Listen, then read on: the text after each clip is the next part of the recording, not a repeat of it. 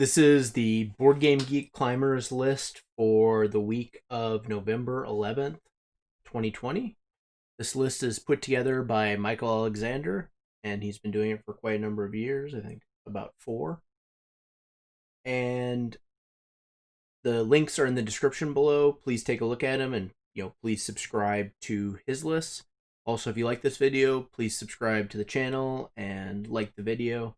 I do these weekly, and take a look at the list and do some other top 10s and reviews. So let's get into it. So this week's list, interestingly, someone posted this. The notable followers are top 30 games which fell one rank due to the next Gloomhaven. So this is the continued climb of Gloomhaven, Jaws of the Lion, moving up the ranks and landing at probably either number 1 or number 2. In my opinion, it should be number 1, but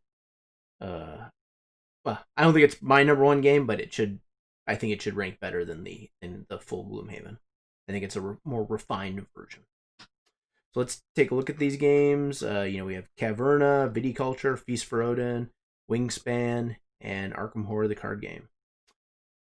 As far as games outside the top 10 that are notable, I put in here, so we've been kind of tracking Dwellings of Eldervale.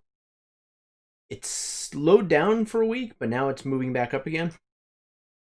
So we'll see where this lands. I'm starting to see more reviewers reviewing it, and maybe a little bit more mixed ratings. But of course, to break into the top, 100 or 200 games, even, you need to have a lot of copies out there, and I'm not clear how many people bought this game. So we'll see there.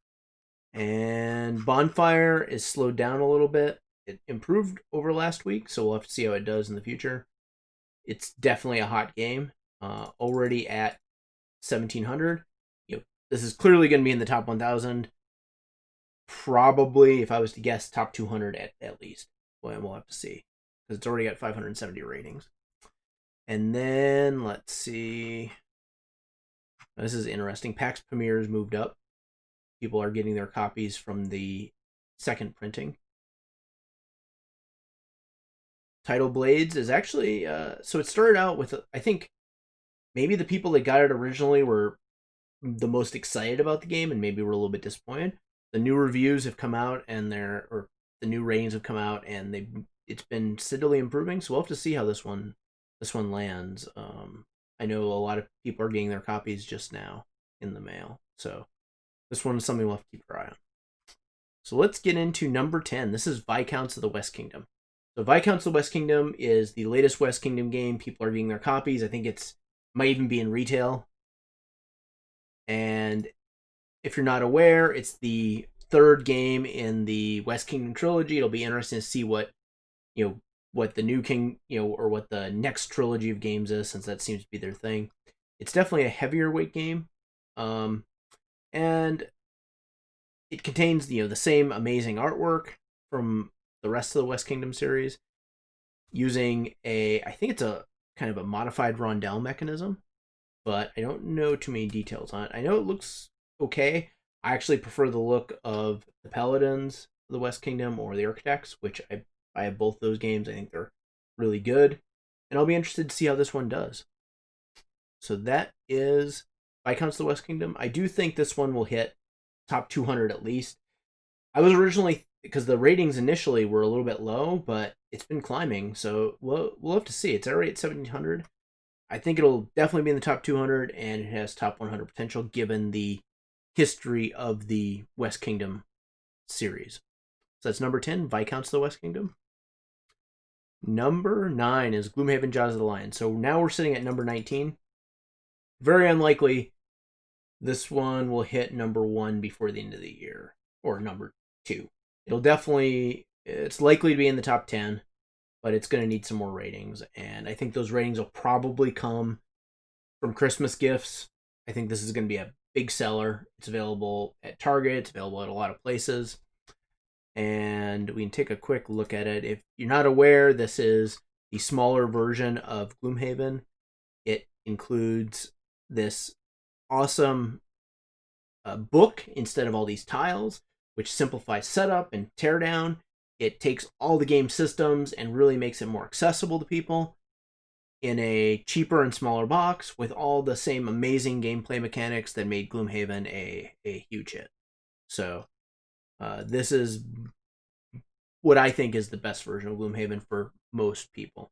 I think there's probably more content in here than most people will ever play through. And, if you did want more, you can always buy Gloomhaven or Frosthaven that's coming out. So this one is almost certainly going to be top 2, probably. I think it'll be top 1, but we'll have to see how it goes. It's going to require a lot more ratings to get there. So that is number 9, Gloomhaven Jaws of the Lion.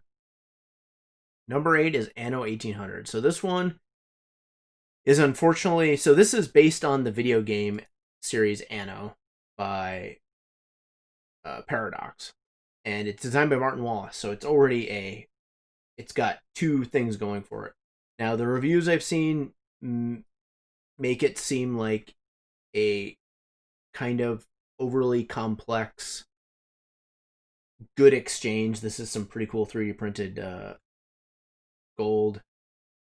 A lot of cube pushing. I'm not sure that the complexity of the game in this time frame with this kind of what I think is marginal look is really going to benefit the game, and I think that people are going to take and say why wasn't this more of like a Brass Birmingham with the really good artwork, streamlined mechanics, and shorter playtime. I mean, I guess this is saying 120 minutes, which probably means more than 120 minutes given the history of this. So I'm not expecting this one to continue to move up too quickly. It is, a pretty hot game right now because it's getting its initial ratings, but I do think it's going to slow down, and probably, maybe Martin Wallace and the Anno series will carry it in the top 500. I don't see it going beyond that. Maybe, we'll have to see. So that is number 8, Anno 1800. Number 7, Etherfield. So this is interesting. People must be receiving their copies of this game. This is a game I do regret not getting, and I'm not sure. It's a narrative cooperative game. My understanding is the narrative is more unique than Tainted Grail. I still haven't fully played Tainted Grail. I probably need to. I haven't found the time really. So Etherfields is this like dream adventure game. Kind of, I think in kind of the same vein as the Seventh Continent, Tainted Grail and so forth, but it has a unique system. I do think their minis look pretty cool. This is, it's pretty cool looking miniatures. That thing looks cool. It looks kind of like Jax with like fiddlesticks or whatever from League of Legends. So overall, I think the look of this game is pretty good. I think the artwork is good. And I think people are, I guess, getting it in the mail, or some backers must be getting it already, which is pretty quick. I think it was just funded earlier this year.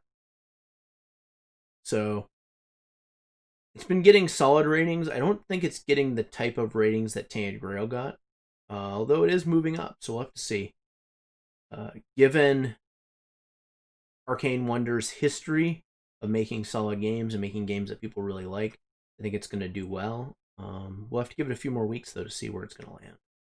So that's number 7, Etherfields.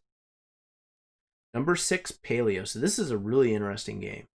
We talked about it last week, and it's this really good-looking cooperative game that's in the medium weight genre, and is from a designer that I wasn't aware of.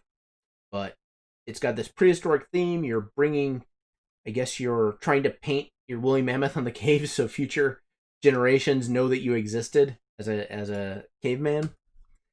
And I think the artwork in this looks really good. I think that a medium weight cooperative game is a good place to be, and I'm really intrigued by it. I think we'll see and I think it looks like its price point is pretty good. It's pre-order $47.99, so it's not super expensive. So overall, I think this looks like a real big possibility. Let's see if there's any comments on this. Theme is really nice. Wow, 10 times in 2 days. Get it now.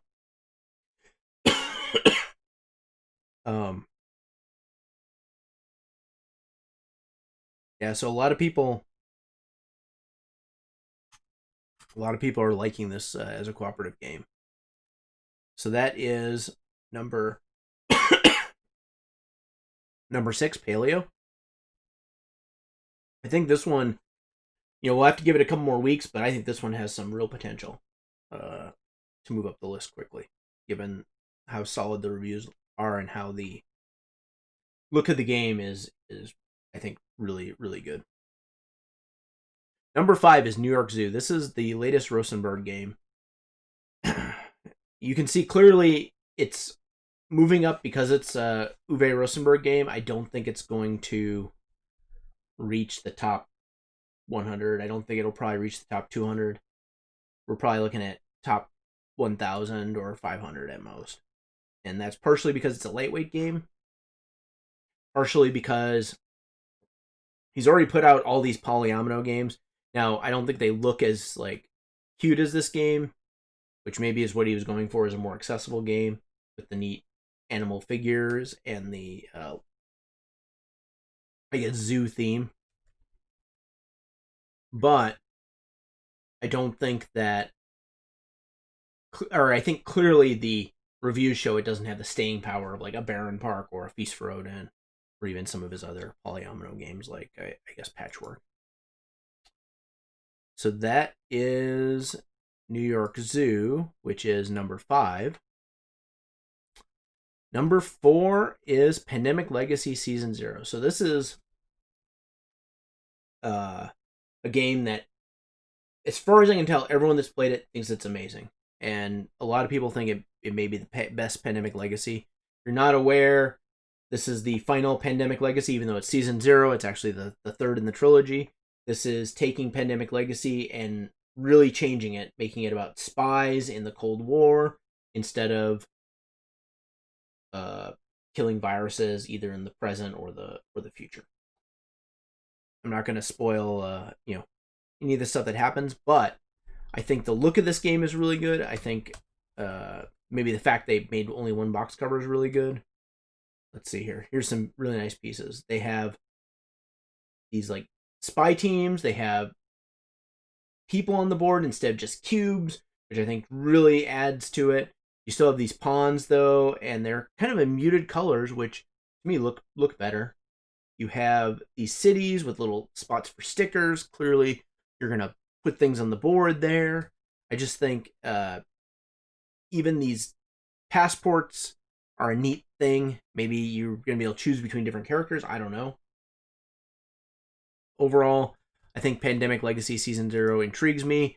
I really want to play it. I still actually haven't played Season 2, mostly because I wanted to play other Legacy games instead, but I would probably personally put this one ahead of it, playing it, and then maybe play Season 2 with a different group.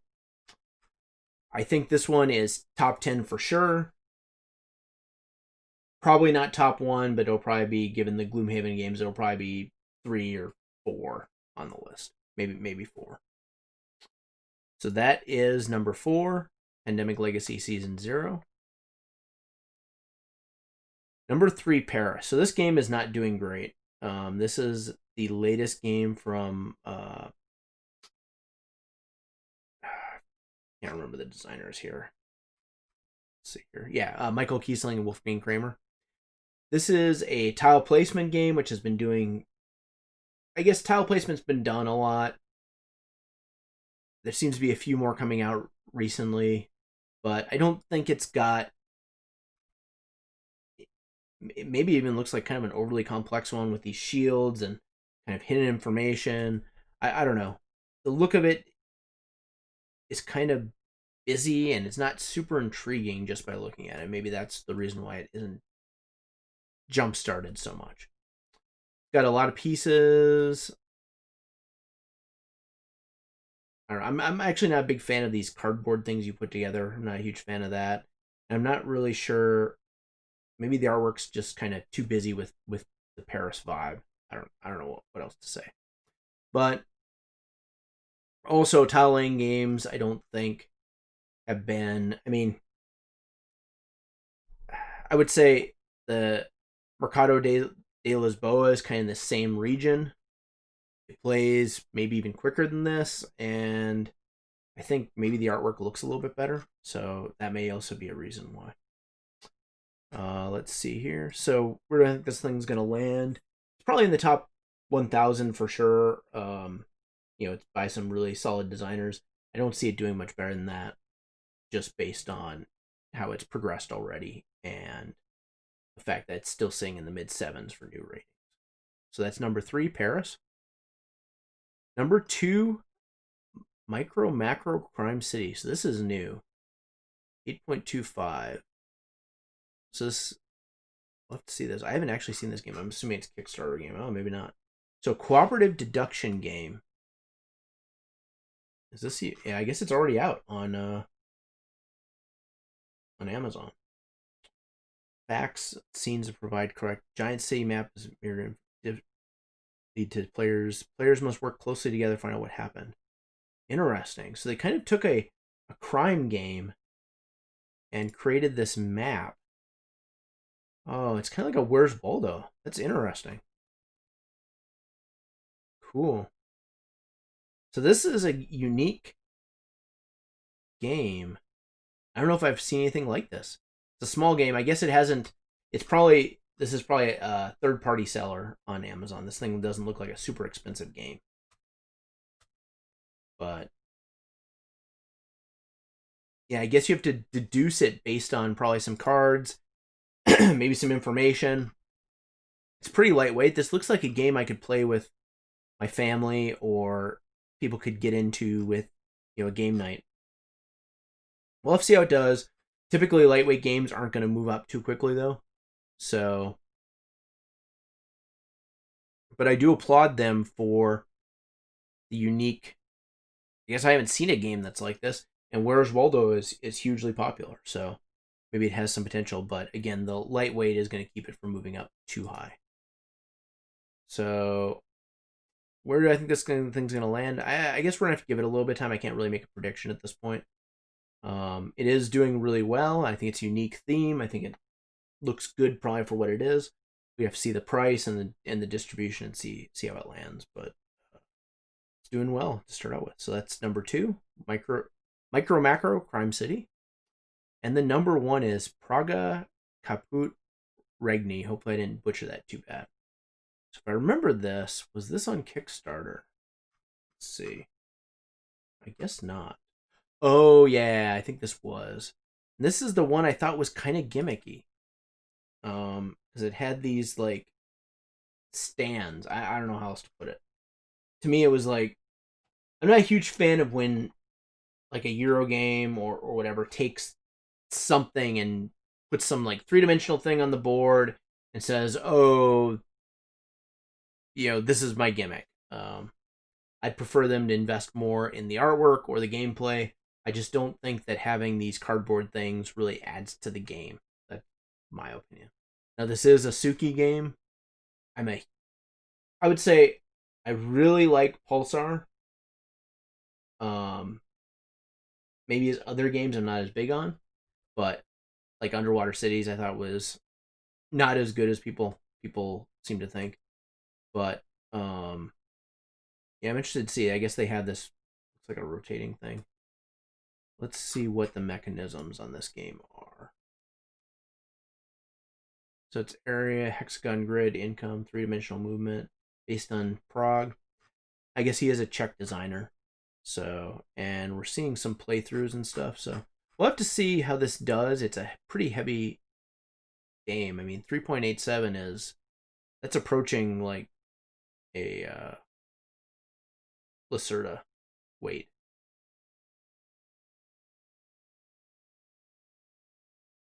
So these initial ratings are doing pretty good. I'm guessing people have gotten some copies on it. They're probably the biggest Suki fans. So it's hard to know how this is going to do in the coming weeks. Because it's one of his designs, it's got a good chance, and it seems to have a lot of people interested in it. So there you have it. That is the climbers for the week ending in November 11th, 2020. Please subscribe to the channel. Please take a look at the Geeklist. It's in the description. And thank you for joining us.